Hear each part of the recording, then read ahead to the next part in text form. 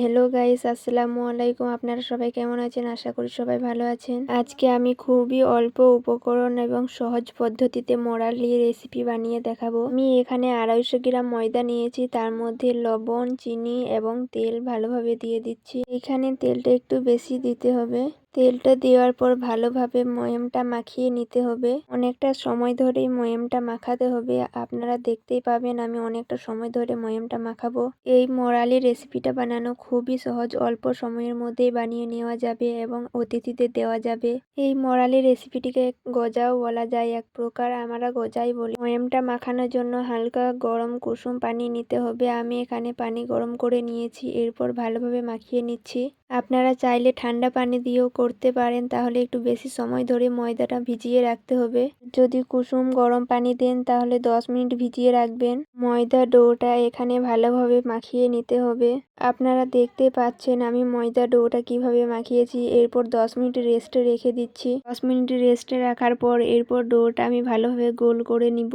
আমার ডোটা গোল করা হয়ে গিয়েছে। এরপর আমি কোনো তেল বা ময়দা ছাড়া দিয়েই শুধু বেলে নিব।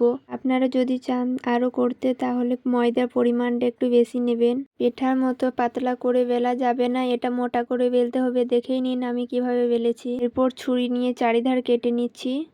ভিডিওর মধ্যে যদি কিছু ভুল থাকে তাহলে অবশ্যই ছোট বোন ভেবে ক্ষমা করে দিবেন।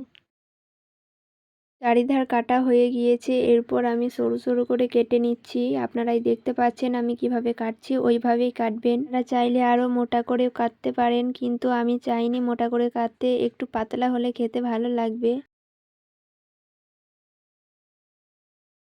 আমার সরু করে সবগুলোই কাটা হয়ে গিয়েছে। এরপর আমি মাঝখানে আর একবার কেটে দিচ্ছি। আপনারা চাইলেও কাটতে পারেন। না কাটলে কিন্তু ভালো লাগবে না, খেতেও ভালো লাগবে না, দেখতেও ভালো লাগবে না। এরপর আমি একটা একটা করে ছাড়িয়ে নিচ্ছি ভালোভাবে। একটা একটা করে তুলে নিব সবগুলোই। আমার সবগুলোই তুলে নেওয়া হয়ে গিয়েছে। কড়াইয়ে আমি আগে থেকে তেল গরম করতে দিয়ে দিয়েছিলাম। এরপর একটা একটা করে সবগুলোই দিয়ে দিব। একটা কথা ভালোভাবে মনে রাখবেন, তেলটা হালকা গরম করবেন এবং জালটা অল্প করে দিবেন, কেননা তাহলে ভিতর থেকে ভালোভাবে হবে না। যত হালকা জালে ভাজতে পারবেন ততই আপনার গজাটা খসখসে হবে।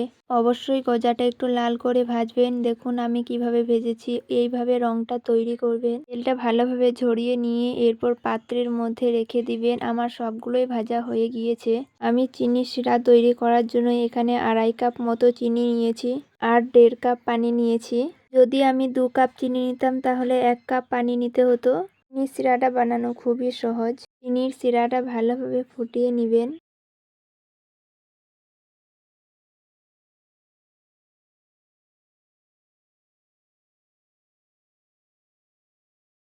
আপনারা দেখতেই পাচ্ছেন আমি কতটা ফুটিয়ে নিয়েছি। এরপর আমি গজাগুলো দিয়ে দিচ্ছি। গজাগুলো দেওয়া হয়ে গেলে ভালোভাবে নেড়ে নিব।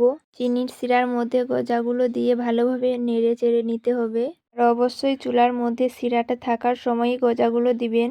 এই রকম নতুন নতুন রেসিপি পেতে আমাদের চ্যানেলটিকে অবশ্যই সাবস্ক্রাইব করে রাখবেন, আর ভিডিওটি ভালো লাগলে একটা লাইক অ্যান্ড সাবস্ক্রাইব করে দিবেন। দেখুন গজার মধ্যে কেমন চিনির ডালাগুলো লেগে গিয়েছে। আবার দেখা হচ্ছে পরের